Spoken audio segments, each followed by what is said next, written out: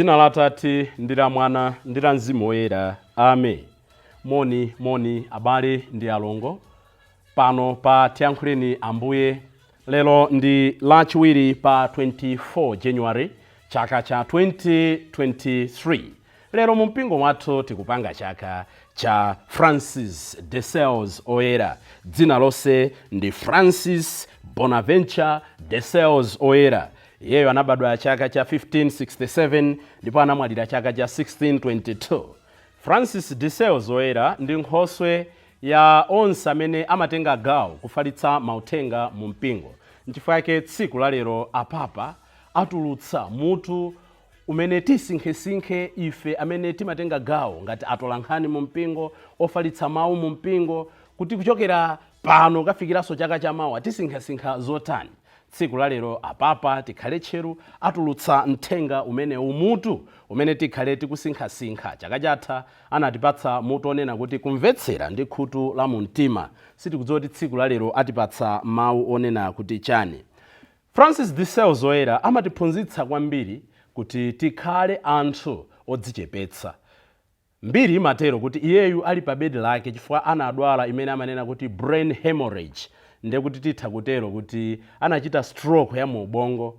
Nde ali pa bedi lake kuti watsala pang'ono kufa. Sister wina anapita kwa iye kuti ayankhule mawu otsiriza kapena amufotokozere ampatse malangizo. Francis anapempha pepala ndi kungolembapo kawiri maonena kuti humility, kudzichepetsa. So zoti mmoyo mwake monse ngakhale pamene anali kumwalira anafuna kutisira kuti tikhale anthu odzichepetsa. Ambiri timavutika kukhala anthu odzichepetsa. Ambuyesu amatiphunzitsa kukhala anthu odzichepetsa. Chachiwiri, Francis amatipatsa chitsanzo chakulimba mtima pakupanga zisankho za moyo wathu. Bambo ake anali olemera kwambiri ndipo anamtumiza ku sukulu ndi cholinga chonena kuti iyeyu adzakhale wandale komanso wa business. Pamene anali kumaliza maphunziro ake, anachita bwino kwambiri maphunziro ake. Anapanga maphunziro azalaw, azamalamulo. Anadzapeza kuti bambo ake so ampangira arrange ukwati, ampezera mkazi oti akwatilane naye. Koma mtima wake Francis sunali kubanja, mtima wake sunalinso kapanga zamalamulo pese. Iye amafuna atumikire Mulungu ngati wansembe. Choncho zinatengera kulimba mtima kudzera mwa mchimwene wake kuwauza abambo ake kuti mtima wake suli kubanja, mtima wake suli ku business, mtima wake suli ku ntchito, mtima wake uli kukutumikira Mulungu. Tiri kwambiri timalephera kupanga zisankho mwa ife tokha kuopa zimene ena anganene mwa ife. Potsirizira, Francis de Sales Oyera amatiphunzitsanso kuti ndizotheka kukhala moyo okomera Mulungu, ndizotheka kukapata moyo osatha pamene tayimapo. Mu buku lake lotchuka kwambiri lotchulidwa kuti Introduction to Devout Life, amalimbikitsa iwo amene samantumikira Mulungu ngati ansembe kapena asisteri kapena moyo obindikira kuti kumene muliko kandi kuntchito kandi ku business ndizotheka kukhala ndi chiyero, ndizotheka kuntumikira Mulungu monkondweretsa pomachita zimene mtima wanu makamaka potsata mthenga wabwino ukukulangizani. Ambiri timaona ngati chiyero ndi cha iwo amene adavomera kuyitanidwa mwa njira yapadera. Francis de Sales Oyera ngakhala wanala wansembe amalimbikitsa kuti wina aliyense akapeze moyo osatha. Tisayiwale kuti kukhala oyera mtima ndicho chiyitanidwe chachikulu chimene Mulungu adatipatsa. Mawu athu oyamba akuchokera mkalata yolembera Aheberi mutu wa 10 ndime ya 1 kulekeza 10. Ndipo mthenga wabwino ndi monga adalembera Marko Oyera mutu wa 3 ndime ya 31 kulekeza 35. Amene akutiwerengera mthenga wabwino komanso kutigawira mawu ndi Reverend Father Francis Damaseke kuchokera ku Episcopal Conference of Malawi, ECM. Tena abale ndi alongo tisinkhe limodzi. Ambuye akhale nanu. Mawu a mthenga wabwino monga adalembera Marko Oyera. Ulemu kwa inu Ambuye. Mutu wa 3 ndime ya 31 kulekeza 35. Pa nthawi yomweyo amayi ake ndi abale ake a Yesu adabwera ku nyumbako. Adayima panja natuma anthu kuti amuyitane. Anthu ambirimbiri adakhala pansi pozungulira, ndiwo iwo aja adamuwuza kuti amayi anu ndi abale anu ali panjapa akukufunani. Koma iye adati, amayi anga, abale anga otinso? apo adayang'ana anthu amene anali pozungulira aja anati, inetu amayi anga ndi abale anga ndi awa. Aliyense ochita zimene Mulungu afuna, ameneyo ndiye m'bale wanga, mlongo wanga ndi mayi anga. Mthenga wa Ambuye. Ulemu kwa inu Ambuye Yesu Khristu. Amayi anu ali panjapa, abale anu ali panjapa. Amayi ake oti, abale anga ake oti. Anthu ena tikamawerenga mawu amene tikuyang'ana tsiku la lero, amati ayi mwina Yesu anali wachipongwe amakana amayi ake, gulu lina limenelo. Anthu enanso amanena kuti ayi mwina amayi Mariya anali ndi ana ena. Zoona zake ndi ziti. Poyang'ana mthenga wabwino wa tsiku la lero, tikuyenera timvetsetse kuti poyambirira anzathu akummawa nthawi imeneyo akamatchulana tiyerekeze anthu apabanja. Kwathu kuno timati asuweni, azakhali, iwo aja ana amene aja kana mkolo wako, kana achemwali ako, onse aja akamaonana pamodzi amangotchulana kuti abale ndi alongo. Choncho zinali zosadabwitsa kuti pamene abale ake amayi Mariya anali ndi azibale awo ena, Salome ndi ena otero, pamene abwera kwa iwo zinali zosadabwitsa kutchulidwa kuti abale anu akukufunani. Tisakhale nawo mtima omati ayi amayi Mariya anali ndi ana ena. Ayi, mpingo, maphunzitso a mpingo, baibulo palibe ndi pamodzi pomwe amene amanena kuti amayi Mariya anali ndi ana ena, amayi Mariya anaberekanso ana ena. Ayi. Chachiwiri, monga ndanenera kuti palibe positive affirmation from the Bible. Chachiwiri ndikunena kuti pa nthawi zimene titakuyembekeza kuti abale a munthu akhalepo, palibe pamene malembo oyera amationetsa kuti abale a Yesu analipo, abale abanja limodzi. Ayi, mwachitsanzo pamene anapita ku chikondwerero ku Yerusalemu kuja, tikawerenga mthenga wa Luka mutu wa 2 ndime ya 41 kulekeza 50, palibe ndi pamodzi pomwe pamene tikumva kuti adapitanso ndi abale ake a Yesu. Ayi, chimodzimodzi tikawerenga Luka imweyo 51 kulekeza 52, pamene Yesu amakula m'nyumba mwa Mariya ndi Yosefe, palibe ndi pamodzi pomwe pamene adanenapo kuti nyumba moja munalinso abale ake ena. Ayi. Komanso tikawerenga mthenga wa Yohane mutu wa 19 ndime ya 26, 27 kumatsika m'musi, tikuona kuti nthawi imene Yesu Khristu anali pa mtanda, nthawi imene timayembekeza kuti abanja lonse akhale pamodzi, alilire limodzi, aonere limodzi mavuto, palibe ndi mmodzi yemwe kupatula amayi Mariya amene Yesu amauza kuti nayu mwana wanu, kunena Yohane uja, kunenanso Yohane kuti nawo amayi ako. Palibe ndi pamodzi pomwe pamene tidamva akunena kuti abale ake a Yesu anali pompo. Izi zimangokhala anthu ena amene amafuna kupanga create stories pamene palibe stories. Ndanena mwachitsanzo kuti kalekalero pachibale pawo anthu amangotchulana kuti abale ndi alongo, ngakhale akhala osiyana abambo ndi amayi.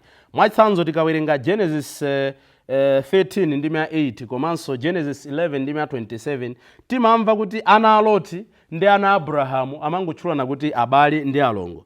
Chimodzimodzinso tikawerenga Levitico 10 ndime ya 4, timamva za Uzieli komanso Aroni amangotchulana abale ndi alongo ngakhale anali osiyana makolo. Koma chachikulu chimene tingasinkhesinkhe tsiku la lero nchonena kuti mawu amenewa akutiphunzitsa chani, ponena kuti amayi anu akukufunani, abale anu akukufunani, komanso yankho la Ambuye Yesu lonena kuti amayi anga, abale anga ndi awo amene amamva ndi kumachita mawu a Mulungu. Ambuye Yesu afuna tikhale ndi uthenga otani. Poyambirira, Ambuye Yesu sakukana chibale cha magazi. Ayi.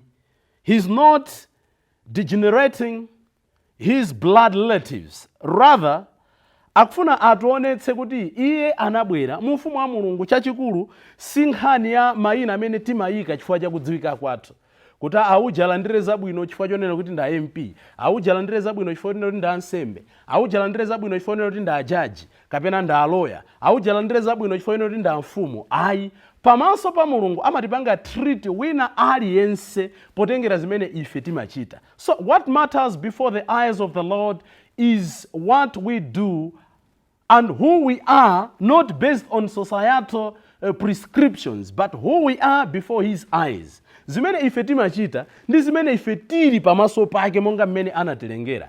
Ndife ana a Mulungu komanso ndife amtengo wapatali. Tikamabwera kwa iye amatiyang'ana choncho, sayang'ana kuti takulira nyumba imodzi, sayang'ana kuti ife timachita zotani, sayang'ana kuti tinaphunzira chotani, sayang'ana kuti dziko limatiyang'ana chotani. Choyambirira ndi chimenecho.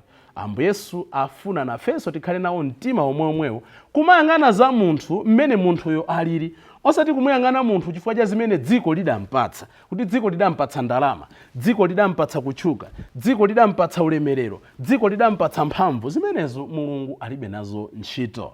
Chachiwiri, afuna atuonetse kuti azibale ake ndi omwe amachita monga mmene iye amachitira.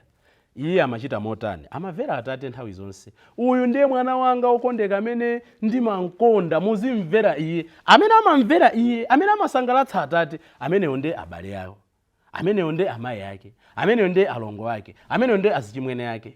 Inu ndine kuyang'ana mmene tachitira dzulo lathu, mmene tachitira chaka chatha, mmene kwachera muja tachitira pofika tsiku la lero.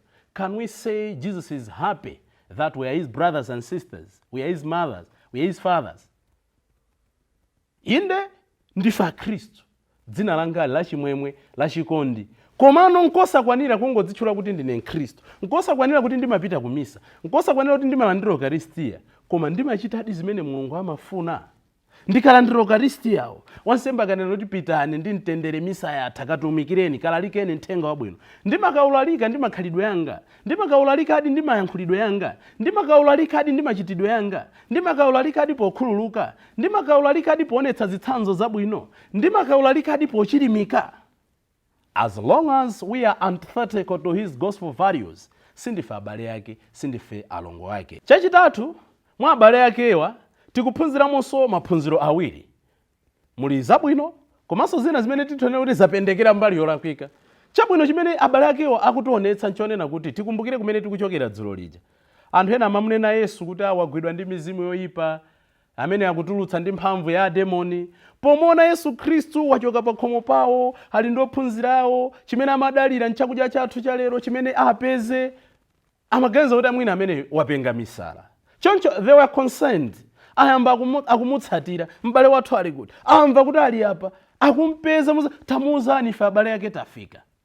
Abale ake a Yesu akuonetsa chidwi chofuna kudziwa moyo wa m'bale wawo, akuonetsa chidwi chofuna kuntsatira m'bale wawo, kunteteza m'bale wawo, kukhala naye pafupi m'bale wawo mu nthawi imene akuganiza kuti china chake sichikuyenda bwino mwa iye. Sunayena kuti china chake sichimayenda bwino, koma m'maganizo mwawo malingana ndi zimene iwo anali kumva ndi kuona. Ambiri masiku ano tibwereze fundo iyi. Mchitidwe chotsa moyo pakati pathu ukukula. Chimodzi zimene akatswiri akumatitsimikizira nchonena kuti moyo olondolana, moyo osamalana, moyo oganizirana, moyo omvetserana pakati pathu palibe. Timatha kumaona kuti nzathu yakuoneka ngati china chake sichikuyenda, nzathu yakuoneka ngati nthawi zonse akukhala osakondwa. Mwina nkumamva kuti m'bale wanu angosuta chamba, m'bale wanu angomwa mowa. Monga anachitira anthu ena ukanena kuti m'bale wanu uja ukuziri uko, abale ake akupita kuonetsa kulabada, kuonetsa kusamala. Tachuluka masiku ano osalabadilana. Mwina m'mabanja kumene abambo umangopanga zawo, amayi umangopanga zawo, ana kumangopanga zawo. Mwina mumpingo kumene mphakati umodzi osamadabwana nzathu sakubwera kumphakati, mayere musiyeni. Ayi, abale ake a Yesu akutionetsa tikhale ndi moyo omvetserana ndi chidwi. Koma mwina chimene akulakwitsa akuonetsa kuti iwo akudziwa zimene Yesu akufuna, ma priorities. They thought they know better whatever good is for Jesus. Tizipita azimene zisiyana, azimene yes, achita bwino kufika mbali yake, koma amene amumvetsere, amene aone zimene akupanga. Tachulukanso mwina masiku ano anthu amene timaganiza kuti tikudziwa bwino zimene ena akusowa kuposa iwo ene. Inde nthawi zina mwina zithokhala choncho, koma kawiri makamaka ma life events ambiri timakhala kunamizana. Ndi makolo angati amene amaona ngati akudziwa bwino zimene anawo akufuna koposa mmoyo mwawo. Mwana nkumauza ndifuna ndipite ku sisteri, ndifuna ndipite ku sembe. Ukunama mwana wandani? Iwetu ukunama. Mpaka mwana kumulepheretsa. Kumangomuza nkhani zoyipa za nsembe, nkhani zoyipa za masisteri. Cholinga mpaka mwana uchabwerere mbuyo. Mwinanso nkutheka makolo ena on the other hand, zivute zitanafuna mwana wawo apite kusembeko. Mwana kuyesera kuti ayene sindiko. Iwe upita adiwe ngati uli mwana wanga ufuna usafuna udzakhala wansembe. Sizimagwiraso. Inde tamvetsere anaja ngati pakusowekera tingowaunikira, titaunikira bwino, titapatsa zitsanzo zosiyana-siyana, malangizo osiyana-siyana, apange okha zisankho. Tisapangire zochita. Pali kusiyana kumpangira zochita ndi kumuunikira. kuunikira ndi zimene tikuyenera tizipanga, koma kumpangira zochita kuti ufune usafune uzakhala mphunzitsi, ufune usafune uzakhala lawyer, ufune usafune uzakhala doctor. Hayi, abale a Yesu anaonetsa chidwi, koma analakwitsa kuonetsa kuti akudziwa zimene Yesu Khristu amafuna m'moyo mwake. Tapempha Ambuye tsiku la lero poyambirira atithandize kuti tikhaledi abale ake a Yesu, pomachita, pomamva, komanso pomathandiza ena kuti akumane ndi Yesu Khristu amene akutikodolayo. Dzina la Atate ndi la Mwana ndi la Mzimu Woyera. Amen.